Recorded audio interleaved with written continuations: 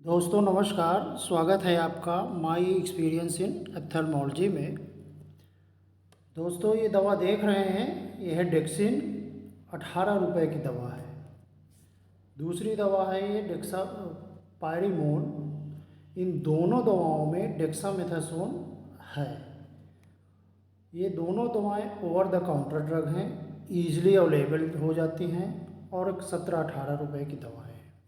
इसमें दोनों में स्टेरॉयड है।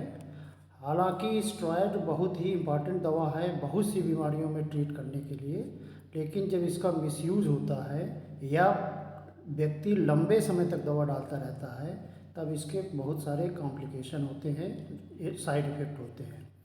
तो ये जानना आपके लिए बहुत ज़रूरी है। इन दवाओं का मिसयूज़ बहुत हो रहा है। जैसे ये और भी कुछ स्टेरॉयड है, जैसे डेक्सामेथासोन, प्रेडनिसोलोन, बेटामेथासोन, फ्लोरोमेथलोन, फ्लोरिसोन, ट्राइमसिनोलोन और लोटिप्रेट। आजकल लोटिप्रेट बहुत प्रमोट किया जा रहा है, जबकि ये भी दवा नुकसान करती है। ये सब सारे स्टेरॉयड हैं।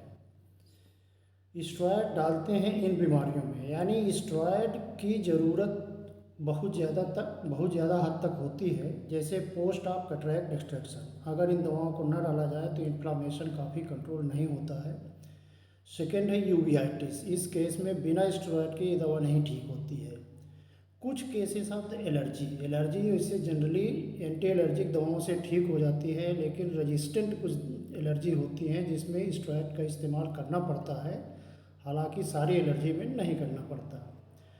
कुछ कीरेटाइटिस है, जैसे वायरल कीरेटाइटिस से जब डिस्की फॉर्म बन जाता है तो उसमें करते हैं। ब्लेफराइटिस में भी स्टेरॉयड का यूज़ करते हैं, लेकिन मिसयूज ज़्यादा होता है। इन स्टेरॉयड को अगर आप लॉन्ग टर्म डालते हैं, बहुत दिनों तक डालते रहते हैं, क्योंकि सस्ती दवाएं हैं ये दोनों दवाएं, इसलिए इनका मिसयूज ज़्यादा हो रहा है, डेक्सिन और पायरीमोन का। तो उससे 3 बीमारियां बहुत ज़्यादा होती हैं। जैसे पहला है ग्लोकोमा। आप देख रहे होंगे ये जो पोर दिख रहे हैं, ये आइरिस से जुड़ा हुआ एक स्ट्रक्चर होता है कार्नियास के पास में। ये ट्रेबकुलर मिसवर कहलाता है। स्टेरॉयड इसमें जो आउटफ्लो होता है एक्वस का, उसको ये हैम्पर करता है। तो इसलिए आँख का तनाव बढ़ जाता है और पीछे नस सूख जाती है, दिखाई देना कम हो जाता है। दूसरा है ये कैटरेक्ट। अगर ध्यान से देखिए तो ये कैटरेक्ट एक झिल्ली जैसे पोस्टीरियर पोल में बन जाता है, जिसको पोस्टीरियर सबकैप्सुलर कैटरेक्ट करते हैं।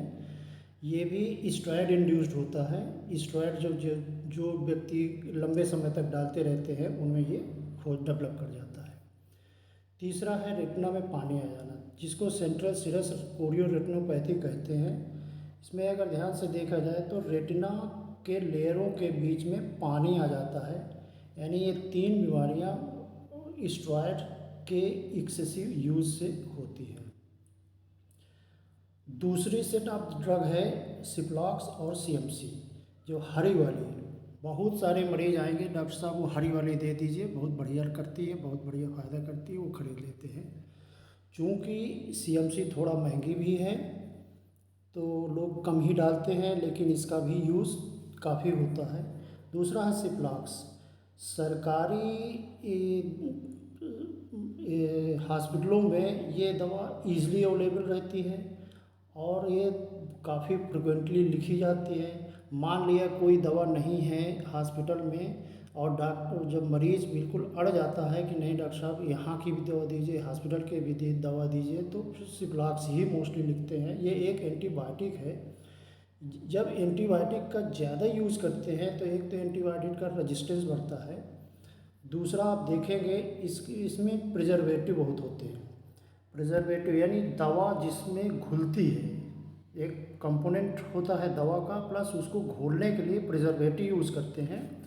सिप्लॉक्स में आप ध्यान से देखिए तो इसका प्रिजर्वेटिव है बेंजिल एकोनियम क्लोराइड, और डेक्सिन में आप देखेंगे तो फिनाइल मर्क्यूरिक नाइट्रेट, और सीएमसी में स्टेबलाइज्ड ऑक्सीक्लोरो कॉम्प्लेक्स। ये पहले 2 जो प्रिजर्वेटिव हैं बेंजिल कोनियम क्लोराइड BAK बोलते हैं, और दूसरा फिनाइल मर्क्यूरिक नाइट्रेट, ये दोनों पहले दवाओं में होते थे जो कि ये बहुत ज़्यादा ड्राई आई करते हैं। जबकि जब सीएमसी जब से नए लॉन्च की गई है तो इसमें नया प्रिजर्वेटिव यूज़ करते हैं, स्टेबलाइज्ड ऑक्सीक्लोरो कॉम्प्लेक्स, इसको BAK फ्री कहते हैं, जबकि BAK काफ़ी नुकसान करता है। तो प्रिजर्वेटिव की वजह से आपको ड्राई आई हो जाता है। और अननेसेसरी लॉन्ग टर्म यूज़ जब मिसयूज़ किया जाता है एंटीबायोटिक का, जैसे सिप्लॉक्स बहुत ज़्यादा चलती है और सिप्लॉक्स में अब रेजिस्टेंस भी डेवलप हो रहा है, इसलिए थोड़ा सा ध्यान देके यूज़ करना चाहिए। इसको कहते हैं antibiotic resistance. Long term use of the preservative अगर यूज़ करते हैं तो ड्राई आई होता है। ड्राई आई में सीएमसी फिर यूज़ करते हैं, यानी ये एक विशियस साइकिल बन जाती है, जिसमें कि पहले आप दवा डालते रहते हैं क्योंकि अच्छा लगता रहता है, तो वो ड्राई आई बन जाता है। फिर ड्राई आई को ट्रीट करने के लिए फिर दवाएं शुरू कर देता है व्यक्ति।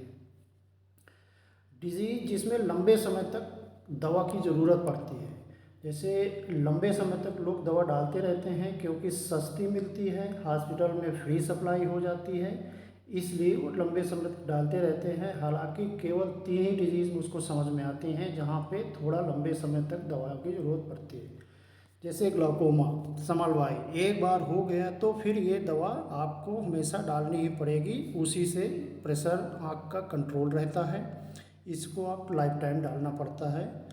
दूसरा यूवेइटिस के कुछ केसेस में ये दवा ज़रूरी होती है स्टेरॉइड, जबकि ग्लाउकोमा में स्टेरॉइड कंट्राइंडिकेटेड होता है।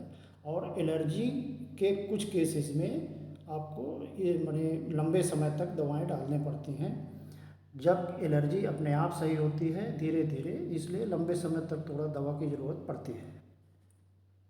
अच्छा, व्यक्ति क्यों डालता है दवा, ये लंबे समय तक क्यों डालता रहता है?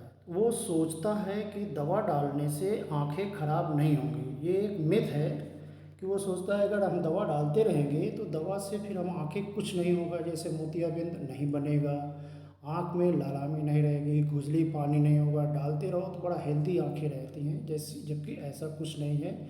इसमें अगर स्टेरॉइड पड़ा है तो फिर आपको मोतिया, समलवाई ये सब हो जाएगा।